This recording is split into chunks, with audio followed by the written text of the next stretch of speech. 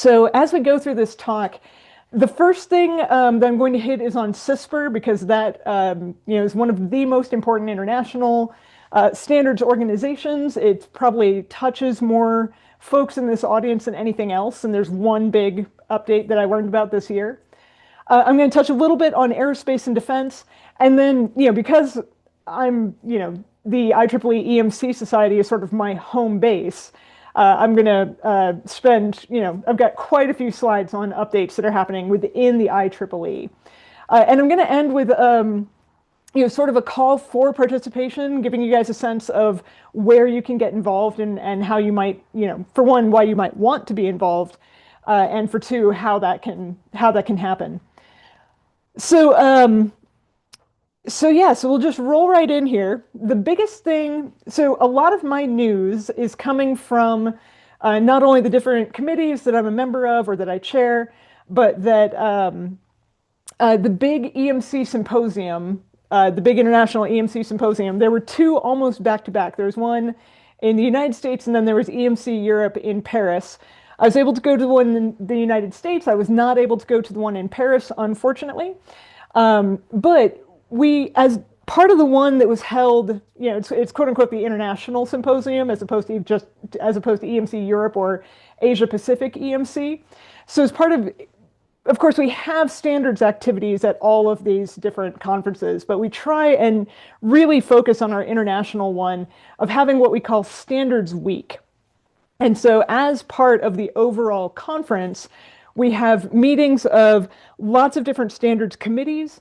And we also take this opportunity because there's so many EMC people from all over the world and from different industries. We try to get all those people in a room to talk about what's going on with their standards activities. So not just the IEEE, but also CISPR and ISO and IEC, ITU, NATO. We've got AIAA, that's an aerospace institute.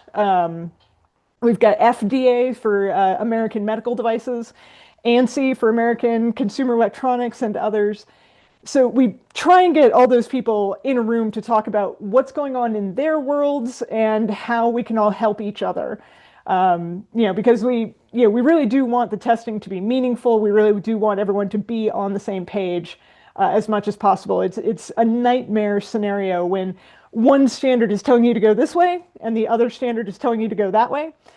So we really do try and keep a good hold on, what's everyone doing and are we all moving in the same direction?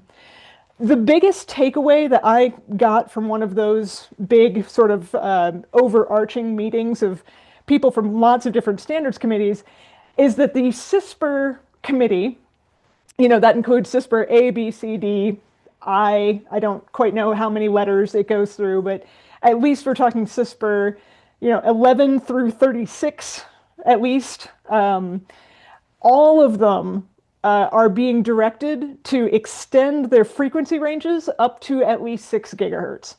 Now, for some industries, this was already standard. For some industries, they were already testing that high. But this is going to bring CISPR 11, CISPR 12, CISPR 25, CISPR 32, all into that same frequency range. This matters, and again, please don't try and read this chart. I just wanted something a little more visually interesting than just, a single bullet point of text. Something like CISPR 12, which was off-board radiated emissions for the automotive industry, that had gone from 30 megahertz, so right here, and it had stopped at 1 gigahertz. That had been sort of the standard test frequency range that matched up well with the FCC, who also mandated radiated emissions in the 30 megahertz to 1 gigahertz range. Of course, that uses ANSI C63.4 as a test method. But, in the grand scheme of things, it's not surprising that we are finally extending this up to from just 1 gigahertz all the way up to 6 gigahertz. As you can see from just the number of different little colored rectangles in this area that I've highlighted, that's the 1 gigahertz to 6 gigahertz region. Again, this is the United States spectrum allocation, but ITU and international is similar. It's really crowded up there, right? We've got cell frequencies, we've got Wi-Fi, we've got all kinds of S-band, we've got unregulated, we've got regulated. So, imposing this, basically trying to bring more of these standards into that frequency range, in my mind, it was only a matter of time. Um, Rahul, if you don't mind me asking a side question just for a moment, I'm seeing stuff come in on the chat. Should I be addressing that kind of as it comes in, or should we wait to the end? Yeah, that's a good question, Karen. So we'll wait for the slides to get finished and then we will Okay. answer all the Q&A. So we can collect all the exciting questions, people have for us. Okay, perfect. Thank you. And luckily, this slide deck isn't that long. I don't want to bore people with just like standards. I know, again, thank you all so much for actually tuning in. I know listening to someone talk for many minutes about EMC standards, it has a tendency to put people to sleep. So hopefully we can avoid that. Especially I know it's later for folks coming in from Europe.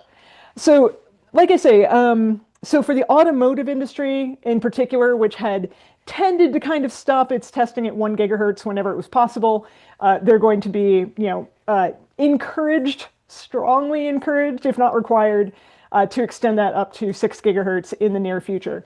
Now, every CISPR standard is on its own timeline of renewal cycles. So CISPR 12, which is really one of the key automotive standards, that had just had its 7th edition published, I think this year. It may have been late last year, but it was very recently. So it's going to be at least 5 years before this comes down as mandatory for CISPR 12. Because they tend to be on a 5-year renewal cycle, but the last iteration of CISPR 12 took quite a bit longer than 5 years. They had to file for multiple extensions. CISPR 25, again, that's key for the automotive industry. Stuff like CISPR 11 and CISPR 32, I think already had that, but now the testing, in those higher frequency ranges will probably become, more mandatory, less voluntary. And it's going to depend on how different regulatory agencies pick up on this.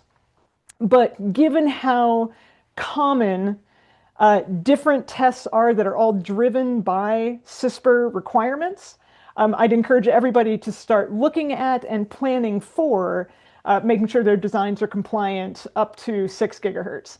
That involves, making sure that things like your spectrum analyzers, near field probes, current probes can all handle that kind of frequency range, and paying a little bit more attention to some of the subtle features of an EMC design.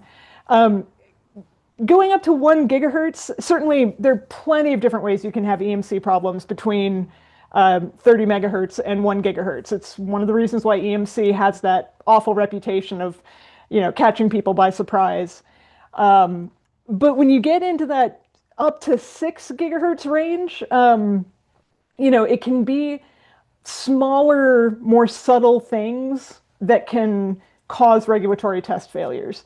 So, putting in the extra effort in the design phase to try and catch those little things that wouldn't have been a problem at lower frequencies, but could be contributing problem at higher frequencies. I think that's going to be, if you take away nothing else from my slides today, that's probably the biggest news item, is this push to bring most radiated emission standards up to 6 gigahertz. I don't know, for one, the military people, military and NASA, or ESA for European Space Agency, they're already doing this. They're usually testing up to 18 gigahertz. So they're like, yeah, been there, done that. We know that we know that game. One question I don't have a good answer to for folks tuning in from America is if the FCC is also going to adopt this. So ANSY's having one of its big C63 meetings in October, and I expect to get more news about that then.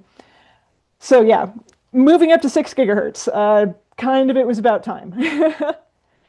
Okay, so in the aerospace and defense world, MIL-STD 461, which is one of the key standards for that world, they are currently on Rev G as in golf, and they're working on Rev H as in hotel.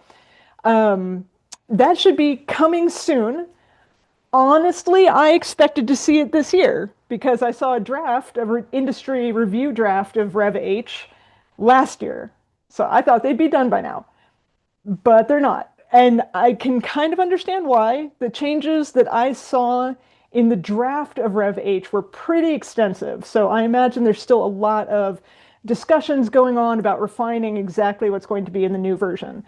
But generally speaking, we expect to see it within a year-ish. Um, the world of standards goes slowly. Unfortunately, standards development always lags behind technological development. We do the best we can, but all standards are developed by committee, and committees are just never going to operate as fast as technological industry. So for MIL Standard 461, again, it's sort of one of the uh, I don't want to say ancient. What am I trying to say? I want to say it's one of the most foundational of the EMC standards. It was the original documents that 461 is based on started in 1958. It's been around a very long time. It's continued to mature. And so a lot of other standards take some of their guidance from the MIL standards. They pushed into higher frequency ranges much earlier than everybody else. They've got more extreme challenges than most other industries. And so, the